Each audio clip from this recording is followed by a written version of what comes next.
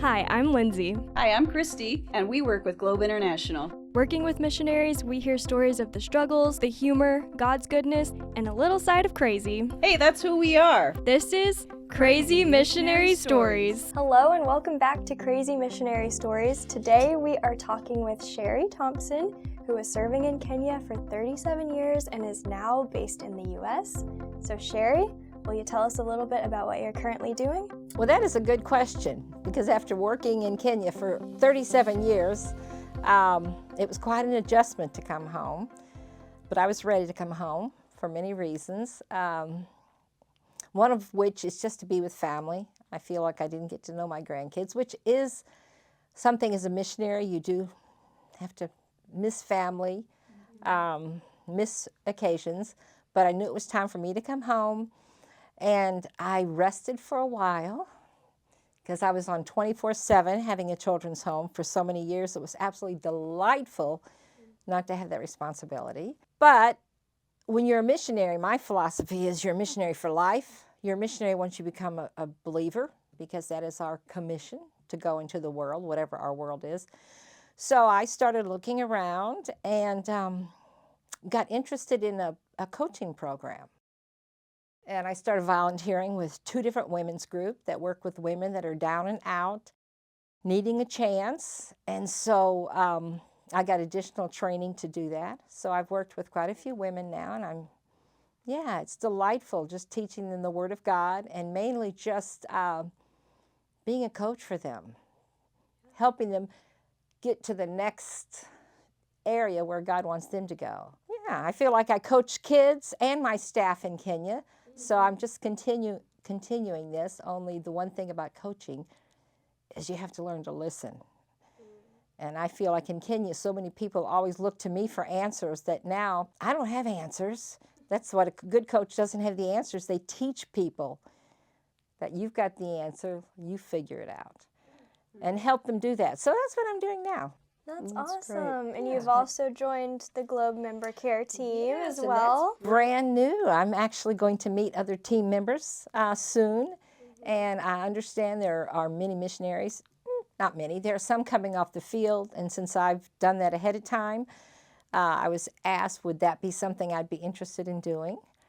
And I would, because I think transition is hard, but it's always happening in our life. So I'd love to walk alongside some people that are going through it. Yeah, you have that specific insight where you can help them.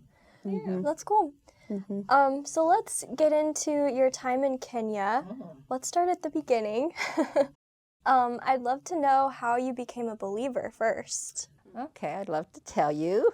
I was raised by a Catholic mother and a Baptist father. So we went to Mass on Sundays, and we went to vacation Bible schools on the summertime. So when I was 7, I went to my friend's Baptist church, and I don't know. I mean, I've heard the Bible stories before, but that summer it was like I understood. How does a kid at 7 understand that Jesus died for you and that we're sinners? All I know is I can honestly say I have been different since the age of 7. Wow. Yeah, and then further down the road, my mother, during the 70s, where the Catholics were very much into the charismatic movement, she got born again, she got filled with the Holy Spirit, and at first I thought, because I was going to a Bible college that didn't believe the gifts still were operating, so I said, I got to go see what she's involved in. And I went to, it was a full gospel businessmen's meeting, and I got filled with the Holy Spirit. And that was at 18.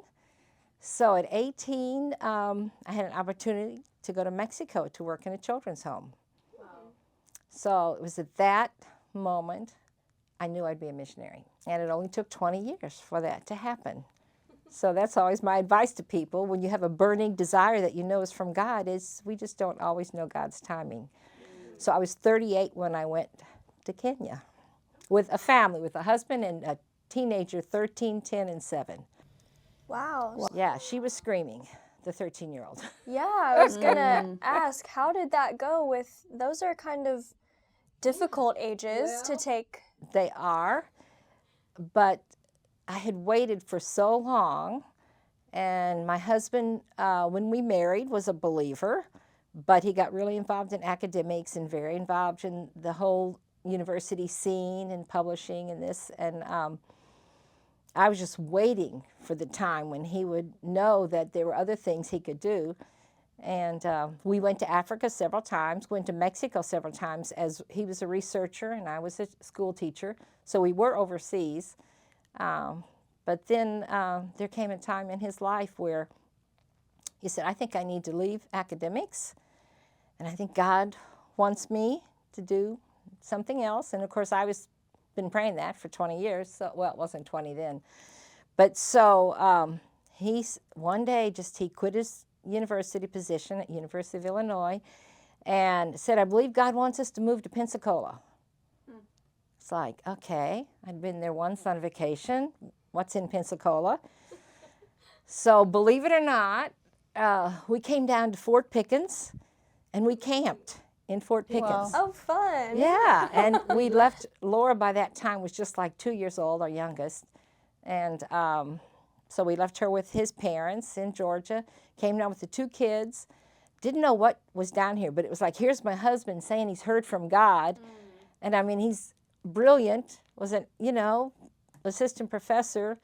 And I thought, okay, he's hearing from God, I will follow you to the ends of the world. So it ended up at, campgrounds. And he obviously had a PhD, so he couldn't get a job with his qualifications, and I got a job almost immediately. So here I was in a campground getting dressed and going to work. I was hired by an employment agency. So he finally just didn't put on his credentials he had any education and got hired at 7-Eleven, the midnight shift. And all this was in God's plan because he was a very proud person.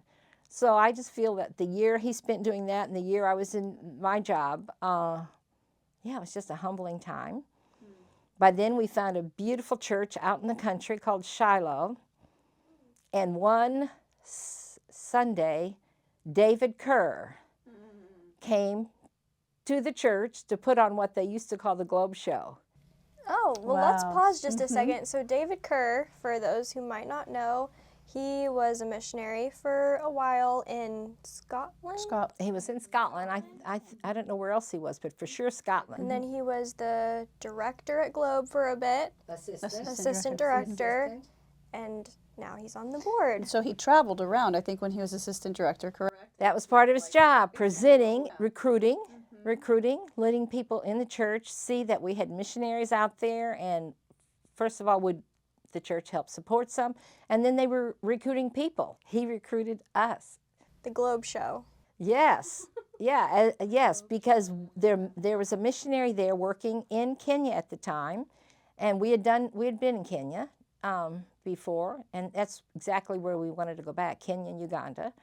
So we left the church, and Rick said, we really should ask him about this. So he turned around and we went back, and David said, well, you'll need to get in touch with Bob Bishop, who was the director at the time. This would have been in like I said, about 85.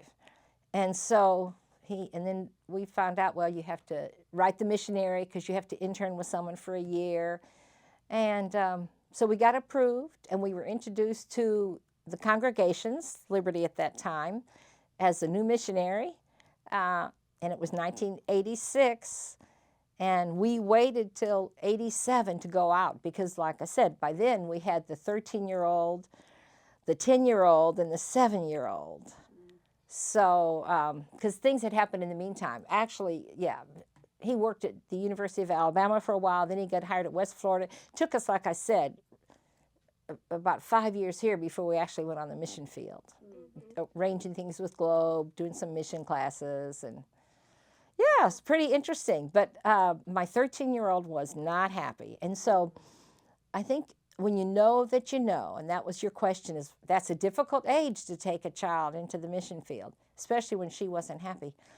I think I waited so long for it to happen, but also I just knew that this was something we were supposed to do and God would take care of it. And he did. I mean, she was a very quiet, kind of quiet, didn't join in a lot of things. And within a couple weeks of being in Kenya with other missionary kids, she was climbing trees. I mean, it was great. It was great. And they will all tell you, all three kids, that they loved growing up in Kenya. And yeah. So you did an internship there for a year in Kenya. Yes. With another Globe missionary? We did. So was that in the same, in Kitale, Kenya? No, or it where was wasn't. that? We ministered in Nairobi up until 1999. So from 87 to 99, we were in Nairobi, the capital city. For the first year, we were at the Missionaries Beckoning Call, which sometimes meant picking up kids. This is just for you people that are going on new. There's jobs you do that maybe you think are not so spiritual, but it's all about working under authority, I think, and being humble. Maybe we still needed to be humble. So we did, we did things with them. And I think that was the year, we weren't even there, 2 months where Jim took Rick to Tanzania. And that left me with the kids and, in a new place. And I learned to drive a stick there. So that was, very interesting. So they did some trips, and Rick started helping him at Manna Bible School. That was a project, a Globe project. That's still going very strong, but it's totally released to the nationals. Mm-hmm. Oh, awesome. Praise God. So when you were there working with the other missionary family, was that in a children's home or was it just? No, it wasn't. It was a Bible school, totally. And so Rick was doing teaching, and I was doing some teaching and also admin. And then, let's see, we weren't even there a couple months, and we realized we spent a year raising money, but funny enough, it just wasn't coming in. It wasn't coming in, so I took a job at the missionary kids school, which was great because I'm a qualified teacher, and that was wonderful. So I worked at Roslyn Academy for 2 years. So that was what I did while Rick worked in the Bible college. And then about that time is when the Clares moved to Uganda, and then we took over the school totally. And then I quit. And by then, the money was coming in regularly, so I didn't have to teach, and then I could do, which I love teaching in a missionary school, but it was just gave me an opportunity to work with Rick and and teach Bible, which I love to do. Mm-hmm. So you asked about the children's home. No, we were working with pastors, and then several years later, would have been about 5 years later, I was at a shopping center, and they had what they call parking boys. They didn't call them street boys, although today they would. But they were kids from a slum that would come to this little neighborhood at their little shopping center, which, it's not that big. Maybe a grocery store and a butcher and a pharmacy, 3 different shops.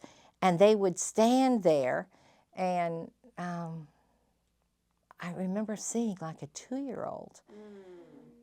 And he's not really a policeman, they call him a scary, but he's the authority to keep vagabonds and street kids away from their customers. And he was 2 years old. I found out later his name's Nicholas. He was being beaten. And so a friend of mine who lived very near there and saw that a lot said, Cheri, I've got to do something. There were 10 boys that regularly would beg there. I want to do a Bible study, but you're the teacher, I'm not. I'll make food once a week if you will teach. And then we had another friend that was doing the singing. So that's how we started working with children. Oh my goodness. Yeah, just 10 boys. It started out once a week, and then it became everybody begs to put them in school, because in Kenya, school is the most important thing. In most third world countries, education is what they feel. That or sports will get you out of the poverty. So we were putting some of these boys in school. Once we paid their school fees, it wasn't very long until they were being kicked out of the school because of their behavior, and because if they weren't kicked out right away, then before exams came around, they were kicked out, because it was the system where you got funding and all kinds of recognition by how well your kids scored. So it wasn't about the kids per se, it was about their performance, and our kids were not going to perform. So then we started a school. So then we started doing it every day. Then we reached a partnership in that slum, which was called Kawangwari, and did a nursery school, trained a lot of kids to do Bible witnessing. And I mean, at one time, we would bring 1,000 kids together on a Saturday. And then we would go out. There were 3 slum schools in Kawangwari, and our Bible teams, and Rick did all this with the kids because I was helping with the nursery school. Rick would take these kids into the schools, and so we did Bible clubs in 3 slum schools in Kawangwari, which is the slum of Nairobi. Wow. So that's how we got started, and pretty soon Rick turned over the Bible school to someone because he much more enjoyed working with the street kids, so it became full-time for both of us. Wow. And what year would that have been? That would have been, we probably got started with that in 93. Up until 97 is when we were working full-time with that, and then the what they're called the elders of the slums, the elders, wanted more involvement. And so we slowly transitioned the whole program over to the community itself. Wow. And to this day, there are various branches because what we did, which was very good, is we taught the older boys to make gift bags. And at that time, that was not a thing in Kenya. But within a couple years, and then Rick would go out and market them to there's lots of tourists in Kenya, so they're always looking for things new to put their things, their jewelry or whatever they buy. So we were marketing to so many shops and things like that, and we, there was probably 20 kids full-time support, 20 young adults by this time. Wow.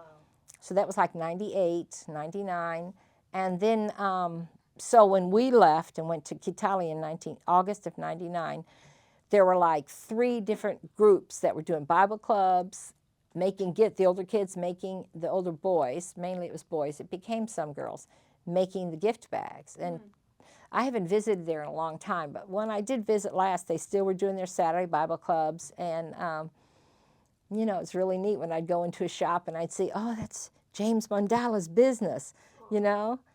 And, so that's a legacy that I think has employed a lot of people. How did you have the idea to do that? Well, it was Rick's idea, I'm sure, and no. Here's what happened. Now I remember, this is what actually happened. Yeah, this is what happened. This Asian lady that made beautiful jewelry, I don't know how, I got connected by a friend, and she asked us, she said, I have all this wallpaper. If you would make, I'll show you what I'd like you to make, because she was paying some ladies to do it. And she said, I'd rather help your center. So she gave us wallpaper samples, and that's how we started making the bags. And they were fine. And I remember going to Germany to a Globe meeting in Germany, and a friend, Gavi, said, these don't look very African. And I said, no, they don't. So then we started buying brown paper bag and using potatoes and making designs in the potato, very simple African-looking designs, repetition. And we made our own prints. And then, of course, the lady, the Asian lady, was very excited to get those. And that helped spread the whole idea also. So, yeah, so it was Rick's idea. Once our friend set us up with this Asian lady, because she was making very fancy jewelry and had very wealthy customers coming, and she wanted to be able to, she's helping Light and Power Center, which is what we were called. So yeah, that's how we got started in that. That's incredible. I'm curious too, as far as how did you know to do the transition to the Nationals with them taking leadership of things? That's not something that you just naturally do. Well, how did you learn that? How did you begin to put that into practice? Well, I mean, that's ultimately, my husband's background was anthropology. I mean, that was his field. And we had been to Africa several times. Actually, I have stories, they're not missionary stories, about Africa. But well, you can tell those if you want to. I will tell them because it is the root yes. We'd been in Africa several times. Because he, like I said, he was a researcher, university professor. And so as an anthropologist, you really want to uplift the community. In fact, my husband had gotten very anti-Christian. He thought they were doing damage by changing culture and all this kind of stuff. And so we're very sensitive about that because of that background. But he also realized one of the reasons he decided to come back to Africa, he didn't say to be a missionary. He just said, I have spread such bad things about missionaries. You know, I know God wants me to go back and tell the truth. You know, that you know, Jesus is real, missionaries are out there. And honestly, missionaries are the ones that did hospitals, did schools. I mean, people have no clue what this world would be like without the Christian influence. So we've always been pace setters for helping people. So yeah, so in Uganda, we were there. We'd been there before we had children, and then the last time we were there before we became missionaries, we had our 2-year-old with us, and her name is Kenya. And it's not that we'd already that we planned. Well, how can I say it? I met a little blonde-haired, blue-eyed girl in a playground up in Wisconsin where we were living at the time, named Kenya, and I was pregnant, and I go, okay, that's it. That's what her name's going to be. So anyway, when she was 2, we were back there for a year, and Wait, so you didn't know you were going to Kenya yet when you named her Kenya? Or did you also have that connection? No, we didn't. I just knew he was an anthropologist. His specialty was African studies. So I wanted something Kenyan. I didn't know at that time we'd be back as missionaries or anything, because that was in 73. And like I said, we didn't go till 87. So no, I just knew he was, you know, so I was looking on the Africa map and looking, you know, I looked at the names of rivers. I looked at all kinds of stuff. But couldn't think of anything that I liked. But it was like, wow. So then we named her Kenya.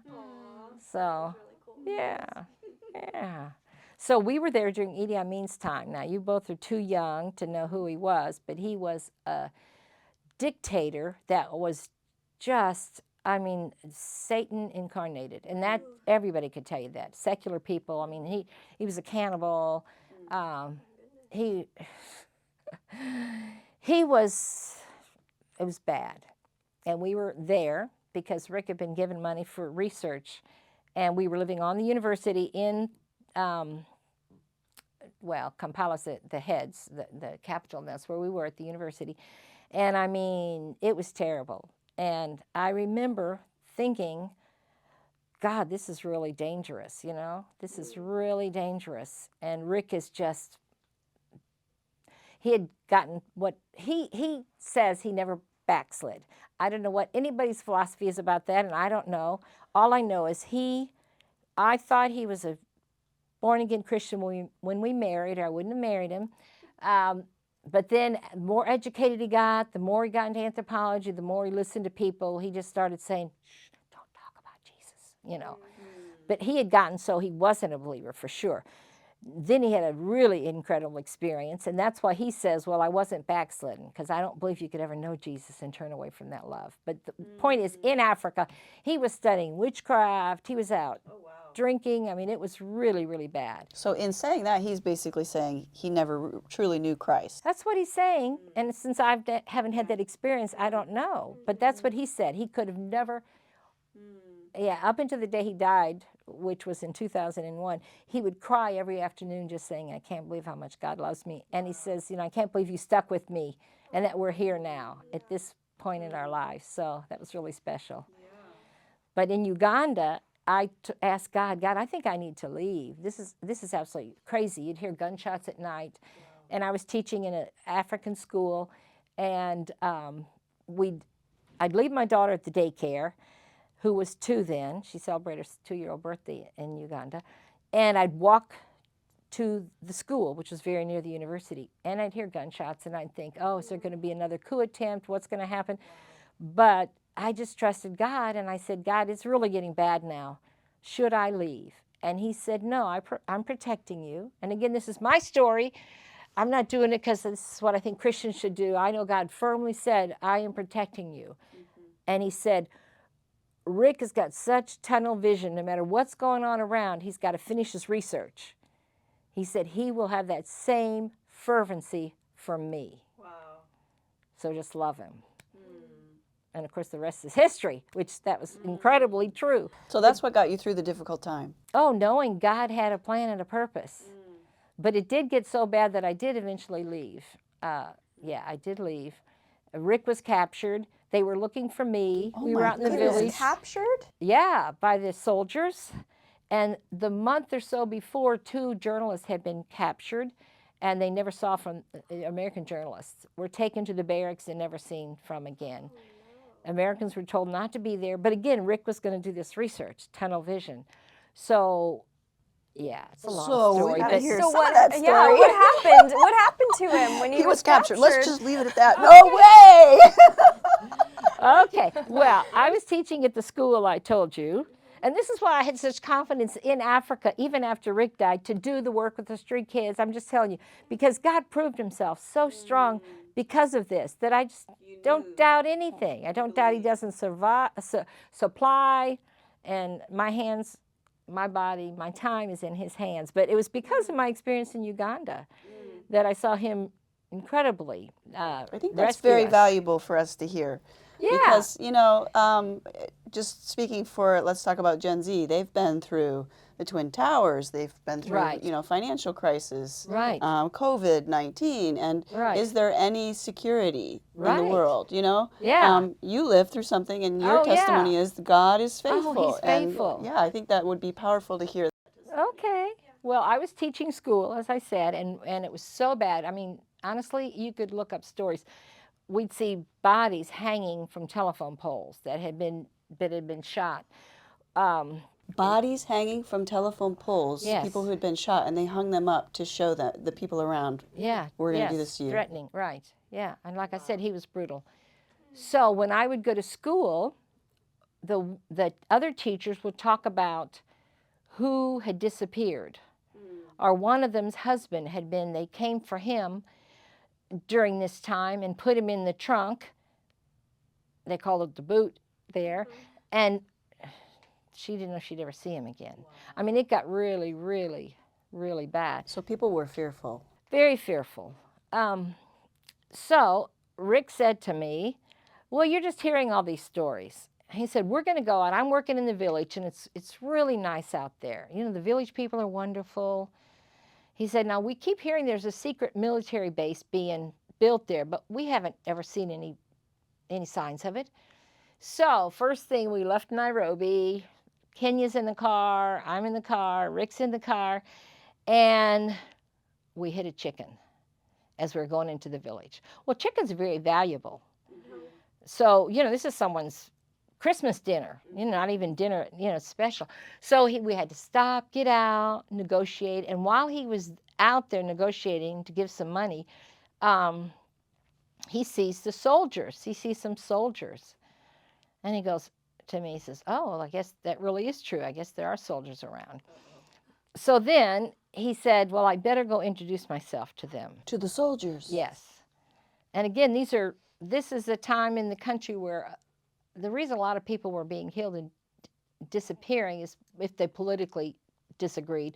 But also, you could just pay any soldier, and, vendettas were solved. Oh, wow. It was just really a terrible time. But anyway, so he dropped off me and Kenya at this little house that had 2 bedrooms and a living room.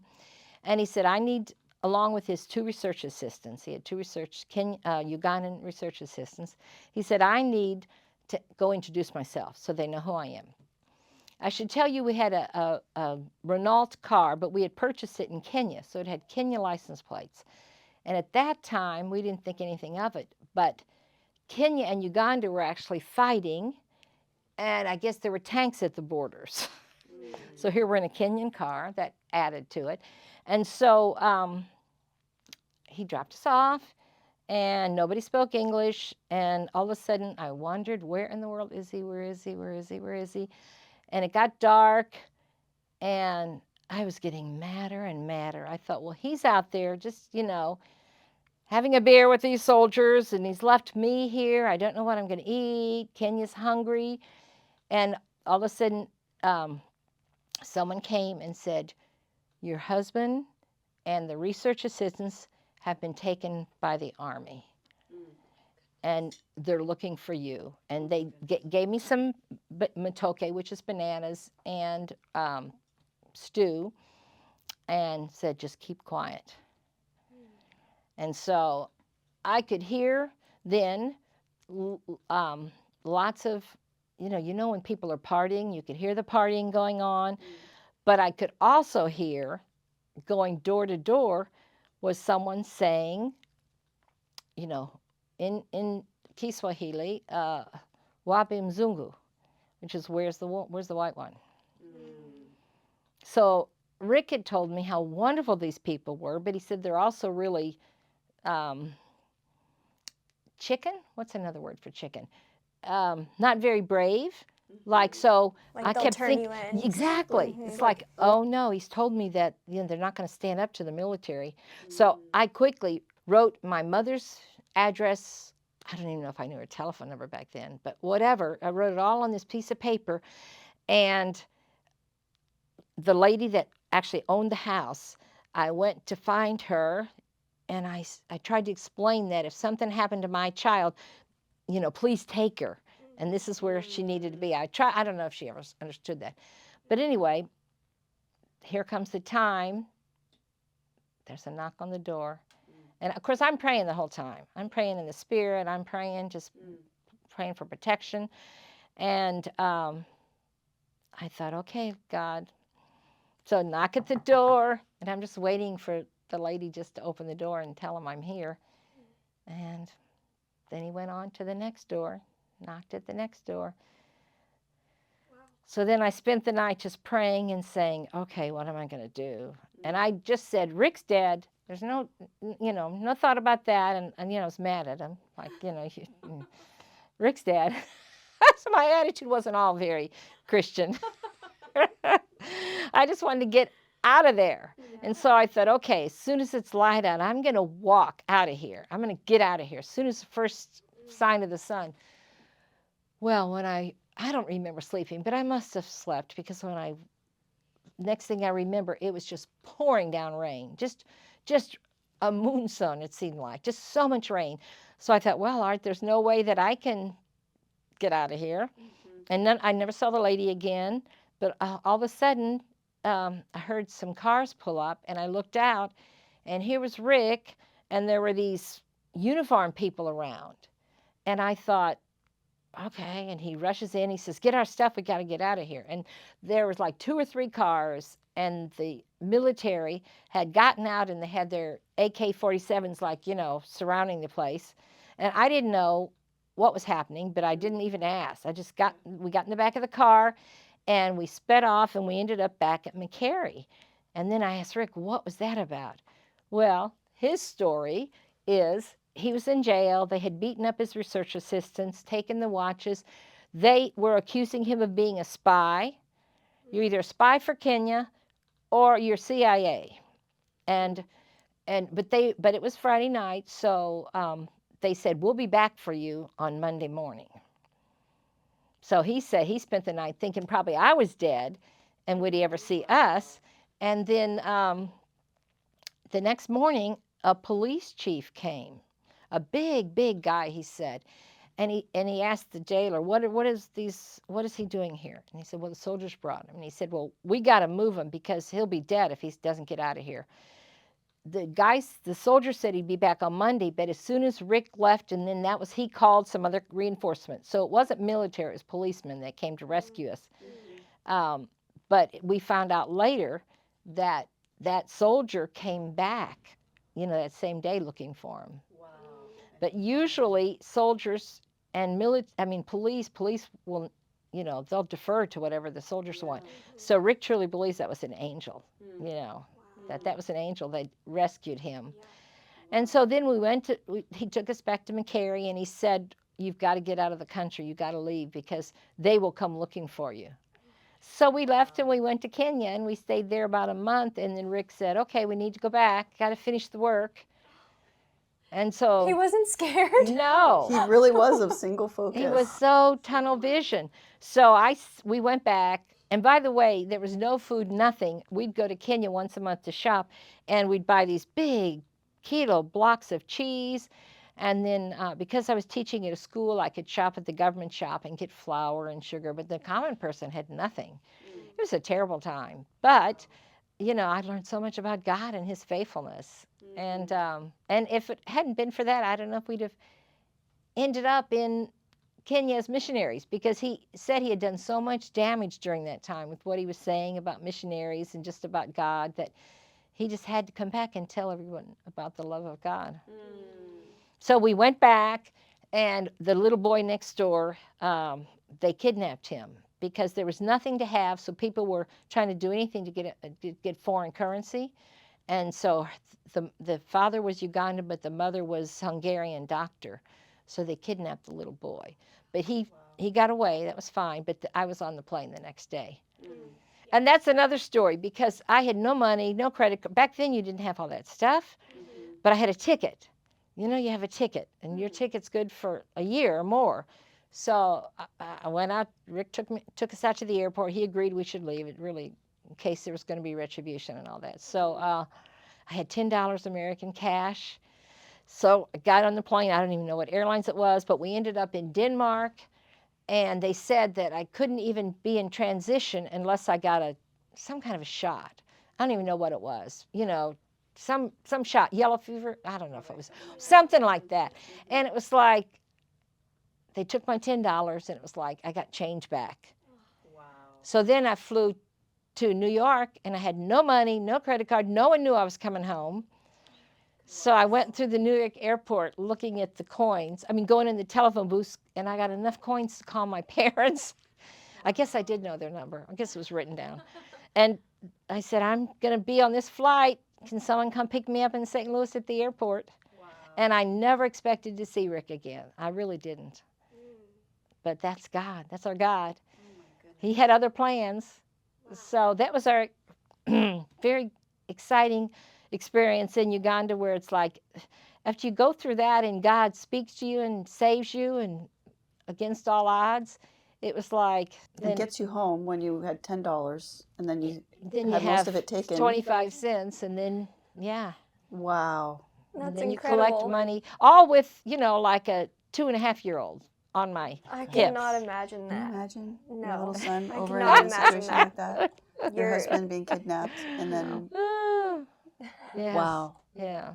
That's incredible. You're incredible. Well, you're crazy. I'm crazy, incredible. But that's why, you know, after Rick died in 2001, and, you know, we had just bought 10 acres in Kitale, it was like people said to me, well, now, surely you're not going to go back. It's like... So did you buy that land before you moved there? So he passed away before you moved? We moved in 99 in August, and he woke up in the middle of the night. It was 2000. So we'd been there about a year. We'd been looking for land. We knew, obviously, we'd been working all that time in Nairobi with street kids. We knew Kitale had more street kids than anywhere in Kenya, because it borders. It's the last town before you get up into the desert, with all Turkana and with just people that had nothing, you know, and people from, you know, the Sudan and Zaire. All the people were coming in from places. I mean, because there was just a lot of starvation going on about that time.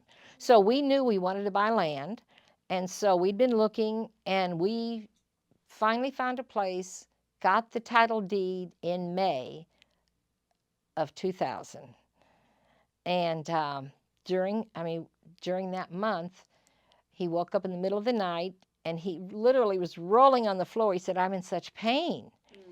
And so, you know, the hospitals weren't that great in Kitale at that time, but we did have a friend that was a doctor, and he met us at the hospital, gave him some morphine, and tried to get the pain under control, and nothing was helping. So we made arrangements for him to go to Eldoret, an hour and a half away, fly to Nairobi, and the flight didn't leave till that afternoon. And as the hour was going on, I thought, there is no way I can drive him in an automobile and have him sit on a plane. He's just rolling. Wow. So I called Missionary Aviation Fellowship, and they had a cancellation, by the way. Otherwise, he said, it turned out it was someone I knew from Nairobi, And he said, I was supposed to be gone. We had a last minute cancellation. So there's God again. Picked him up and flew him to Nairobi. I stayed because by then we had adopted 2 Kenyan children.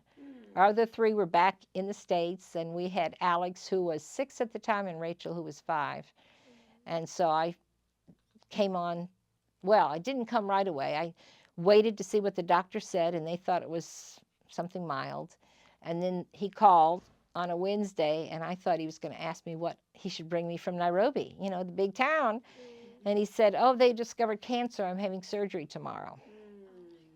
So, yeah, the kids and I got in the car, drove to Nairobi.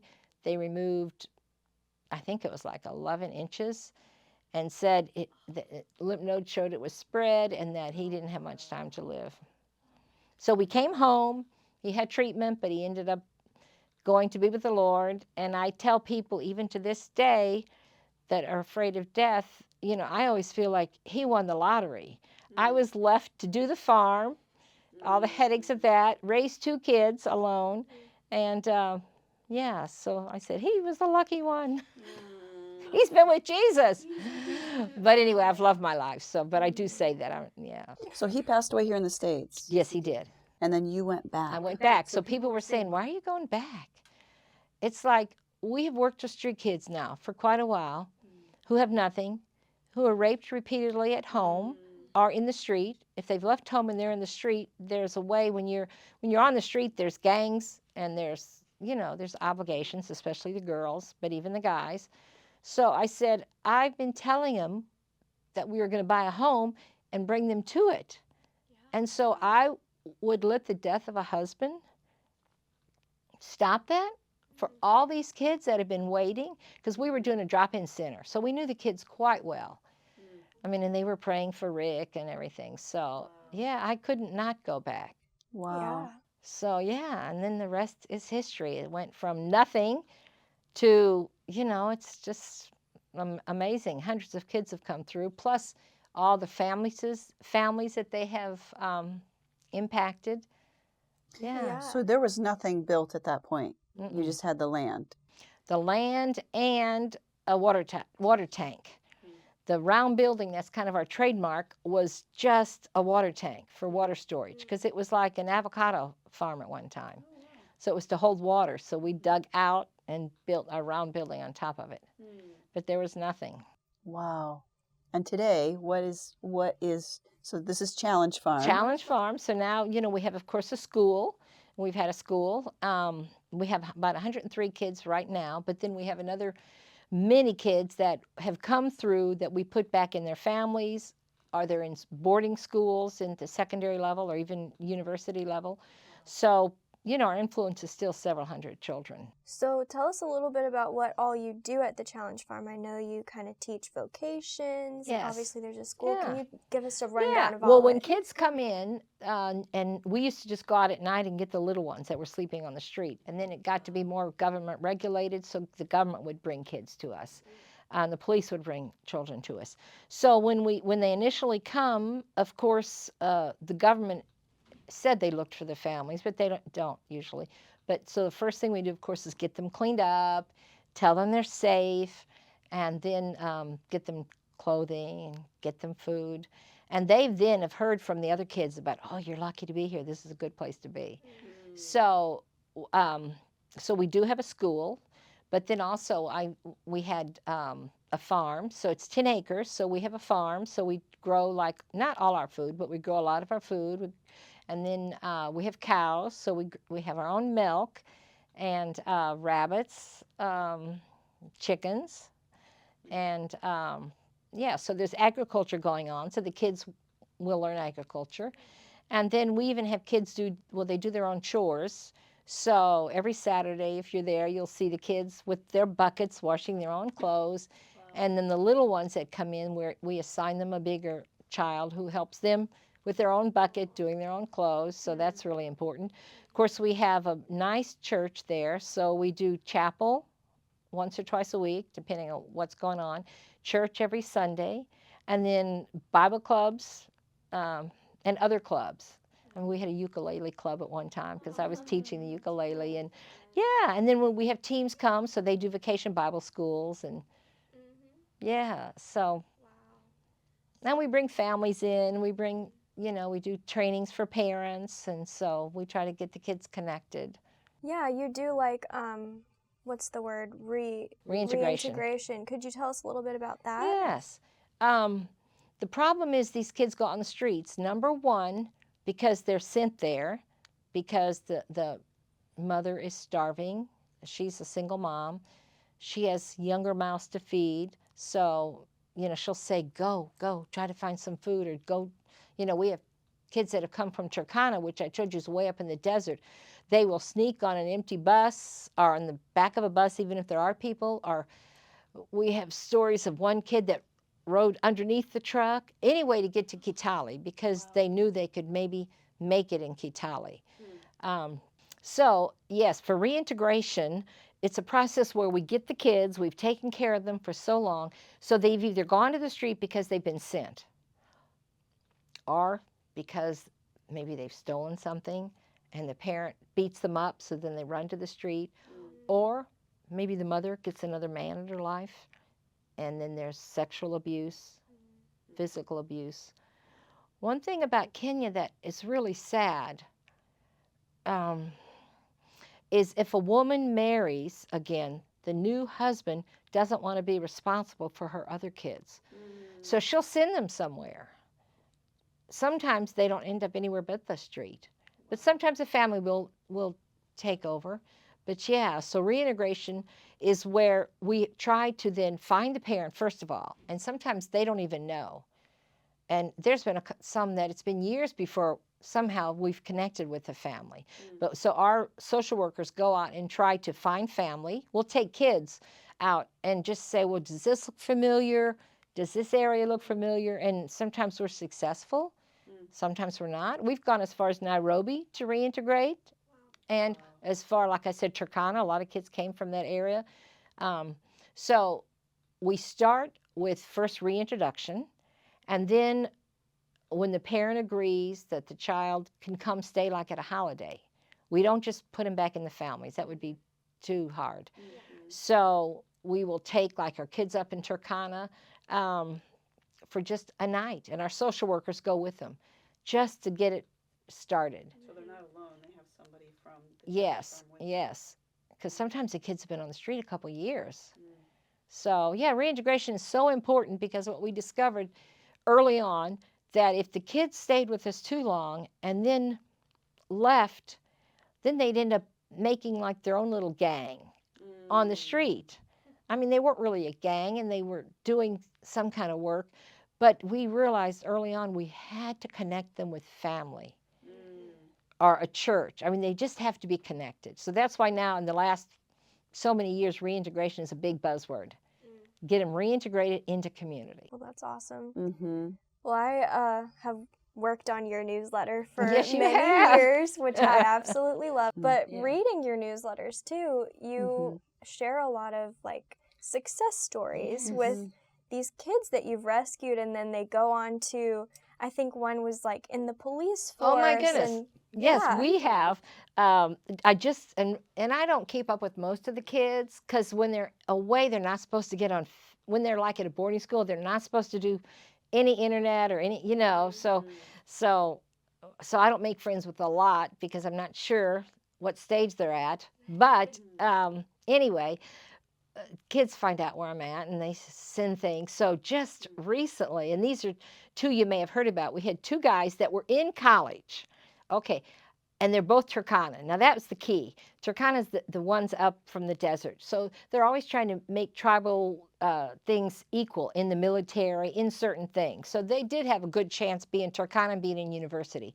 So they were selected, both of them, to be at the military college level. So one of them became a Navy pilot. The other one is a commander. He just spent a couple years in the Sudan, which under really bad circumstances. So he's at home now. When I say home, he's back in Kitale, and I just talked to him over social media. He is getting retrained to do something else at the higher level. And then the other guy, who's the pilot, is now been in the formation team. He sent me videos just recently of him, you know, like the Blue Angels down here. He's in this thing. I think there's only like 4 jets, but I mean, you know. He's one of them. Yeah, and so those guys I would expect. We have other stories. Some of our staff are, you know, are ones that have been in university have trained and started with us. But one that's a total surprise that just came up, and it shows you never know your influence, because years ago, I mean years ago, we had an incident in the dorm where he was a standard 8, which is the very, very, very important level, because standard 8, and it's changed a little bit now, but standard 8 was where if you didn't perform at a certain level, you could not go on to school. That was it. That's the end of your career. Oh, wow. It was all about performance and this test taking, doing well. So it was his standard 8 year, but he was rebellious. He wouldn't listen. He wasn't repentant. And I said, okay, that's it. We are done. You know, we're done. Mama Cheri said, that's it. I said, that's it. And now my Kenya staff didn't agree. They were like, Mama, this is standard 8. You know how important that is? I said, yes, I do. But you know how important character is? And it was very grievous that he did to another little boy. Very grievous. And I said, if we just give him a slap on the hand, it says we're more concerned about their education than we are about their character. And I said, I never want that to be the message. The message is Christian character. I mean, if he had been repentant or anything, I mean, but I was like, no.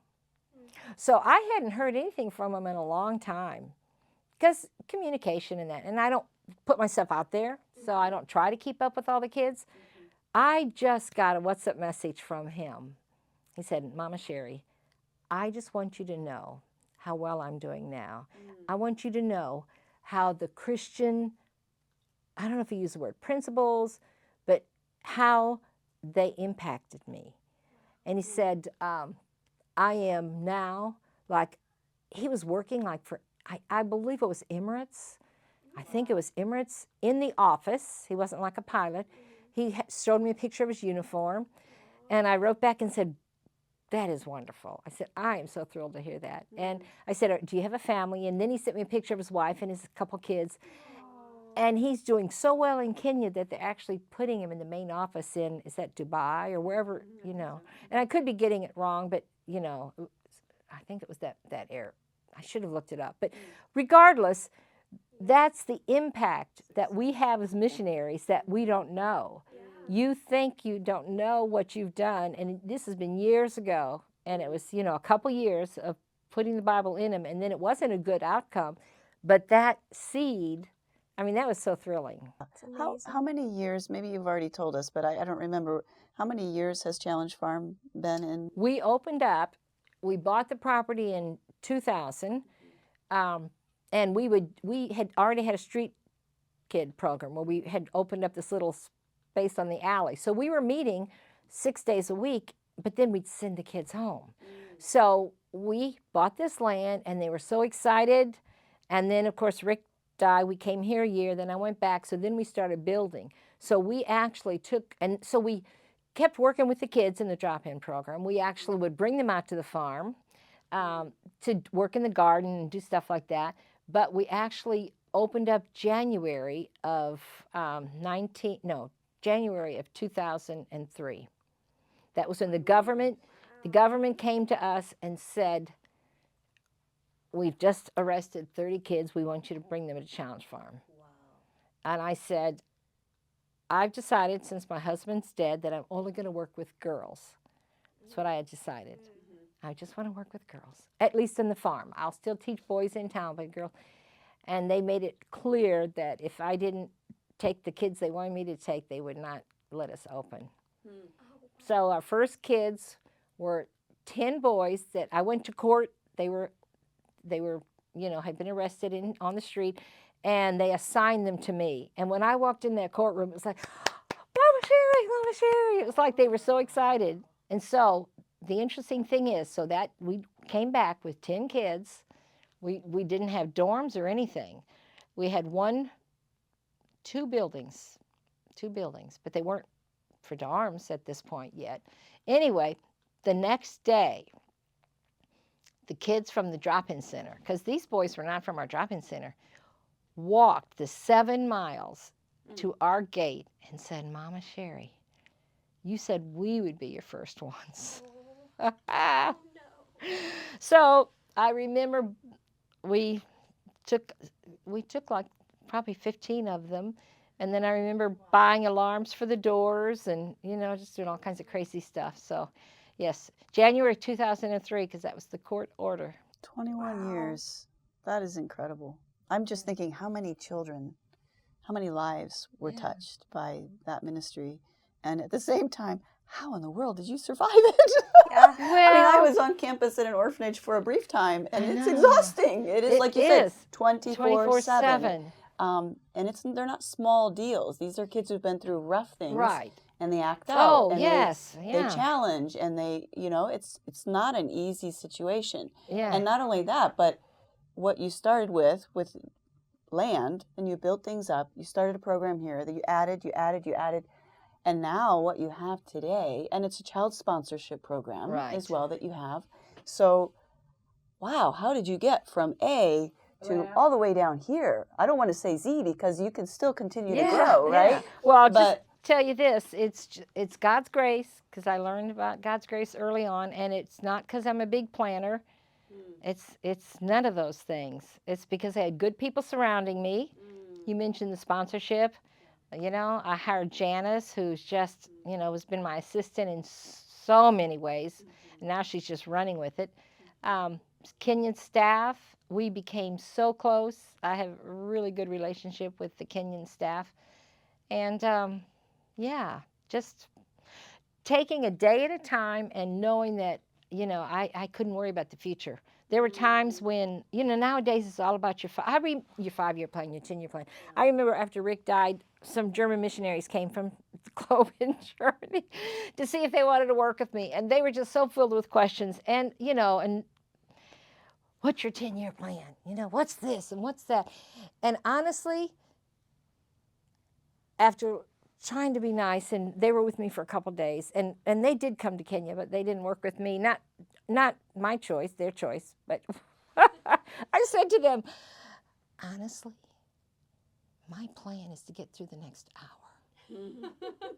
Just what they wanted to hear. Just get me through the next hour.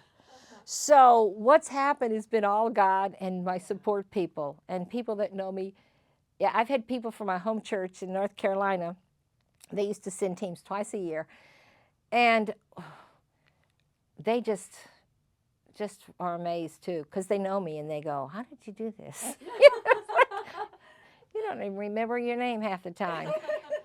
So I've just got a big faith and trust. And at the beginning, there were times when I'd look into what we had in the bank, and it wasn't even enough for the food for the month. But I know my God. I imagine a lot of prayer went into it then. Lots of prayer. And you just got to reach a point where you know you're God. So yes, you're praying, but you're also not, where? Yeah. Oh, messy.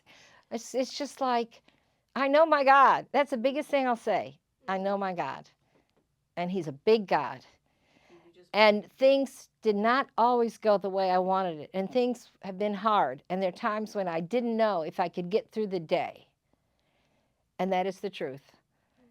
But I know my God. And he's always been faithful. And I just wish people, especially missionaries, just get a hold of your God. And just make it so true. And I guess my trial by fire in Uganda certainly was the background if I could trust him. Yeah, it set the foundation, didn't it? Yeah, it did. So, and I'm guessing, I don't know you very well personally, but I imagine you just are not somebody who's going to give up anyway. No, not unless God tells me to. And that's when I left Challenge Farm, when God said, okay, it's time. Because I'll be honest, and this is another thing missionaries have to deal with, it got harder and harder to deal with the government tyranny. Because they see missionaries and they see money. And it's like our children's home, we had to meet all these requirements of so many regulations. And you have another children's home that's not done, especially by an American, And they didn't require you had to have this kind of this kind of permit or that kind of permit, or they didn't require you to pay for them to come out and do your inspections. Like everywhere I turned around, it's just, and it just got old. The kids never get old, but all that got old, and it was just time. It was time. I think just thinking about the your testimony, your story, there. Correct me if I'm wrong. There are 3 different ministries that you handed over to the Nationals. Is that right? The original Bible school was it in Uganda? In Kalangori. Oh, the original was in Nairobi. Yeah, yes. and then you had the Bible stuff that you guys were doing in the community. Yes. And now Challenge Farm. Yes. Mm-hmm. That speaks so much to me because, I mean, going out and doing missions as a North American, and I know we talk about this within Globe, like the goal is we go, we start something, and we leave it in the hands of the Nationals. That is not an easy thing to do. You have to really work at having that happen. So for you to have been a part of that 3 times in your life, to me, that's valuable. That you have a lot you can teach people there. And any word of wisdom in that on how to do that for somebody who's on the field now, or even somebody's looking to go? Right. Yeah. It always goes back to listening to God. Because obedience. Because the timing is right. The timing is right in all those times. And I'll be honest, sometimes the transitions weren't as good as I would like it. But you look back and you see God's hand. Yeah, I mean, look at Paul and Barnabas, right? Exactly. That may not have been what they had wanted, but the result. Right. Yeah, that's incredible. And I'm guessing here too, you trusted the Lord. Right. And if you drew the Nationals close and you had your team of workers there that were Nationals, you also were trusting the Nationals. Right. It wasn't something where you felt like you had to protect yourself from the Nationals. You very much trusted them and drew them in. Right. And I'm sure that was a key in that as well. And you don't hold your ministry too tight because it's not yours. That's key. It's like I always recognize, like I said, I didn't have a 10-year plan to do this children's home. I just wanted to minister to kids. So, and even if you have a 10-year plan, you still have to hold it light because ultimately it's God's plan. God wanted that done in Kitale, and I was willing to let him use me. But like, okay, my time is over. He's still working at the Challenge Farm. He's still working in Kitale. Yeah. So I think missionaries have to realize hopefully you're doing what God would be doing, and you're just a volunteer to help him. But he's already got plans for that area. He's got plans. It's his plans. Yeah. Rather than coming in with set things, and then when it doesn't go that well, because things have not gone my way in a lot of things. Yeah. But it's like I've held it loose enough that, okay, God, I trust you. I trust you. Well, I can tell you one quick story because I know it's time's up, but I also recently, there's a young man who was in our center in Nairobi, and he is here at George Washington University getting his doctorate. And he was closer to Rick than me, so he always talks about Rick. And so, and then there's a couple kids in addition to the Light and Power Center, which there are people that call it that. There are people that have started other children's homes that were in our program. So, I mean, we don't even, like you said, we don't even know. We don't even know. That's incredible. That's a crazy missionary story, just the whole thing. Yeah, That's crazy really missionary, incredible. crazy story.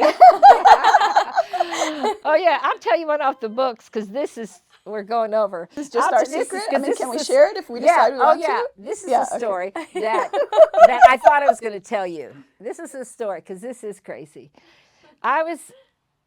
Ian was coming over to do the video he did for us years ago. Ian Skelly. Yes, Ian Skelly, the one who's the Globe videographer, does lesson teaching and all that kind of stuff. He was coming over to do our story, and I was so excited. So, again, Kitale is like 8 hours away and on a good drive. It could be 10 or 12 hours.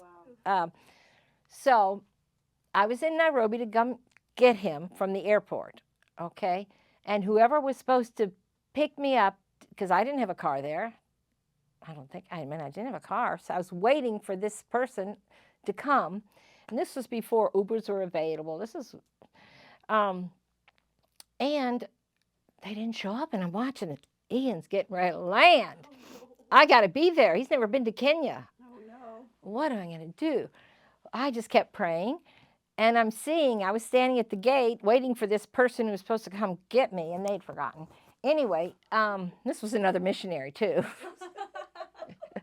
Anyway, there was someone across the gate in a car, and they were just waiting and waiting and waiting, and finally, I thought, I wonder if they're a taxi and their person isn't shown up. So I went over there, and I just said, look, I've got an American coming that I need to collect from the airport. Now, it's 45 minutes away, and traffic's horrible. And I said, you know, are you a taxi? And she said, no. And I said, well, can I pay you to take me to the airport?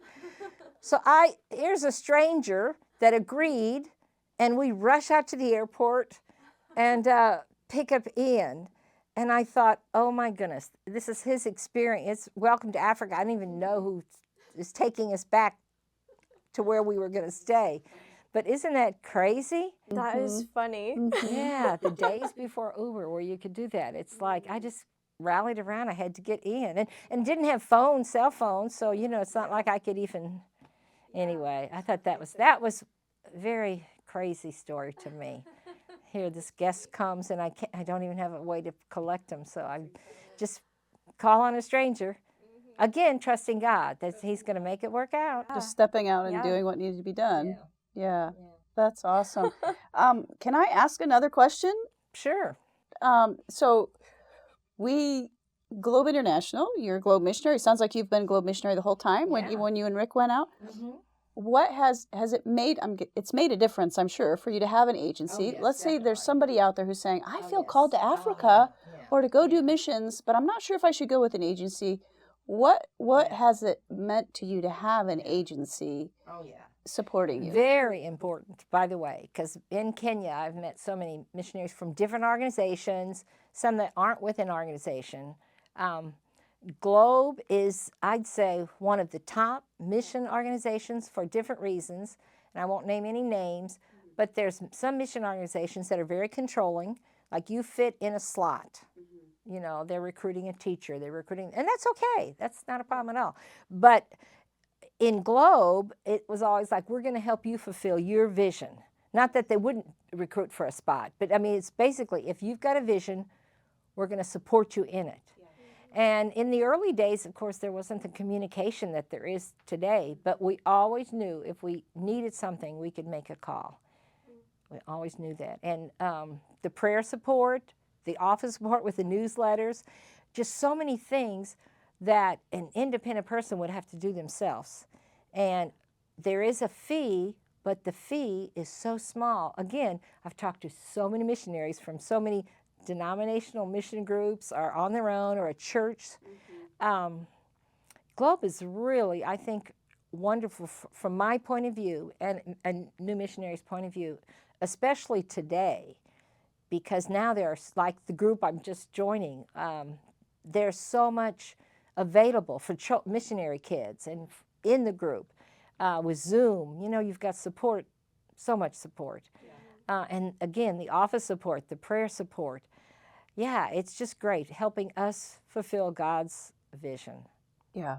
And I think about, well, now you're going to be a part of the member care team, helping others fulfill their vision and to be healthy in the process of it and walking through all their phases. Like it's incredible to me what you've been through. You went out, you struggled in Uganda, you came back, you lost your husband, and you said, I'm not done. God's not done with me yet. I'm going. Why would I let this go? Yeah. I'm going to go. And you went out and you continued 37 years in ministry. And even then coming back and leaving the ministry in the hands of the nationals. And it's still a thriving ministry. Yes. And you still have Janice working it's not like you pulled away and took everything with you. You just have transitioned and you're still in ministry. Right. And now you are joining the member care team for the same agency. Right. It's like you have gone full cycle and you're still in it. And you are going to be impacting the generation that's there now and the generation that's yet to come because of your continual involvement in missions. And to me, it's just like, wow, that is incredible. Yeah, and I just want to honor you. I just want to thank you for your testimony in that and continuing in the fight, not giving up and not turning your back on the Lord's call in your life and persisting in it. And, you know, sometimes I think about how in the scripture just says, when you can do nothing and when you've done all else, stand. Just stand. And sometimes that's all we can do is just stand. And you said it over and over again. I just need to get through the hour. I need to get through the day.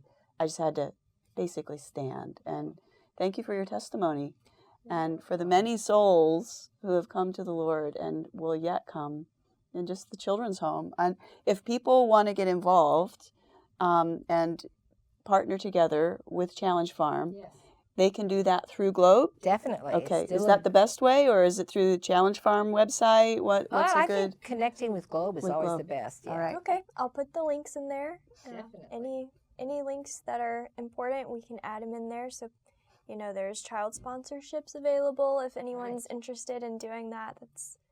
That's always needed. Yes.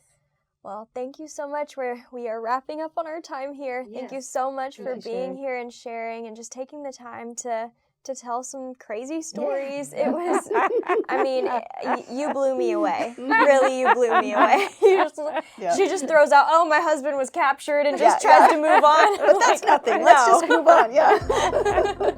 Oh, boy. Well, thank you so much. You're welcome. Well, thank you so much for listening to Crazy Missionary Stories. If you're listening on Spotify, go ahead and give us a 5-star review. Also, if you're listening on Apple Podcasts, do the same. And on YouTube, subscribe to us and give us a like. And of course, share it with your friends and family. We'll see you next time.